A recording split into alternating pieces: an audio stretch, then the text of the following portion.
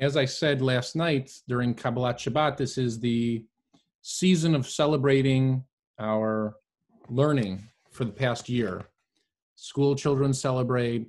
We celebrated last night with students from the Intro to Judaism course who are in the process of conversion.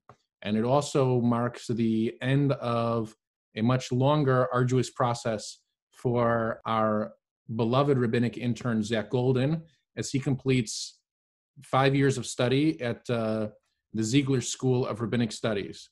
I noticed from the very beginning of today's service that he's donning the Ziegler talit, for those of you who recognize the white talit with the burgundy wrap, which means that he's ever so closer to ordination next week. So it's with absolutely the warmest welcome possible. We welcome Zach Golden to the microphone, let's just say, because I'm looking at his Zoom box right here, for the last teaching as a rabbinic intern as he segues into his career as rabbi. Well, thank you very much. And it's been a very big pleasure. And I first just want to thank you, Rabbi, for welcoming me on board and teaching me so much. And I've felt that my voice has changed and developed thanks to you, and thanks to the warm welcome that all of you have given me. It's really made me feel like I have transitioned to what I believe Monday will bring me, and I invite every one of you to watch the online ordination. I hope that information gets out. So Bahar B'chukotai actually completes me. It completes who I am. It was my portion for bar mitzvah, and it's the portion for my ordination. Throughout my life up to this moment, I've been told that I'm at home in the big picture, but maybe being grounded in the world is a bit of a challenge for me. There's a sincere truth in this idea of myself because I love the world of ideas. When I come across an idea more powerful than my ability to love it and to comprehend it, I just feel enraptured in love, and even more until I can truly love it. These ideas that I love are not truly apart from earth and from people. There are ideas that run the earth itself, and which are inherently filled with love for people. And that's what's contained in Bahar B'chukotai and in my heart. In Bahar B'chukotai, we learn that there is not just one Shabbat, but there are 3 Shabbats in this world. First of all, there's the Shabbat of God, who rested when creating this world. But it became the Shabbat of our souls. When we rest, we are given ourselves back from our work, from labor and creation. The Neshama Yetera, the extra soul from heaven, comes down to fill us with peace.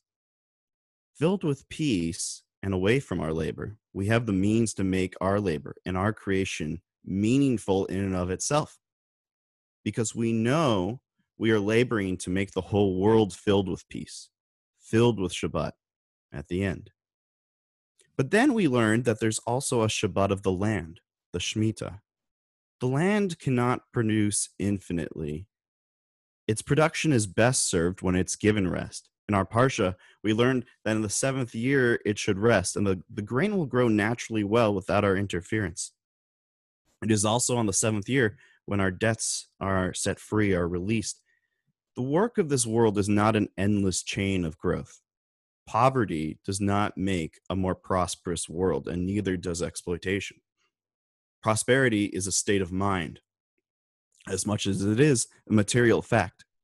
When we are at peace with our debts and our means of production, we extend that Shabbat even deeper into this material world, not just our spiritual selves, knowing that the labor of the world is, in essence, in harmony with nature and economics, our means of life. And then there's the Shabbat of people themselves. On the 50th year, freedom is proclaimed throughout the land, the Jubilee, the Yovel. Slaves are set free, and lands are returned to their original owners. This is essentially the collapse of hard work and economy that caused people to own lands and people.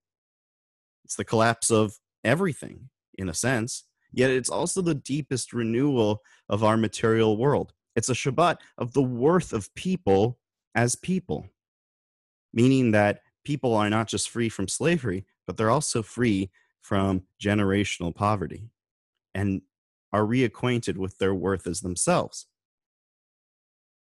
3 Shabbats reset 3 truths into the world: that people are images of God, are in the image of God, and have a spiritual mission.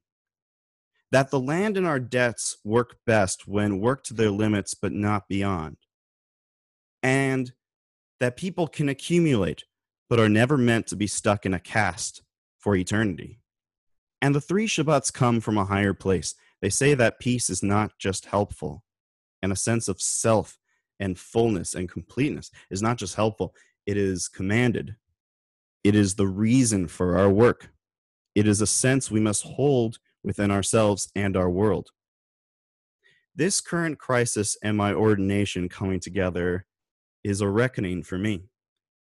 It's a chance to reacquaint myself with my goals and my limitations, my dreams and my sense of self. It's a Shabbat of sorts of all 3 kinds: of who I am deep inside, of my limits, and of my sense of self, my worth. But it is a brutal one, predicted by our Parsha, which said that the land will wrest itself, will undergo difficult things if it is not wrested by ourselves collectively.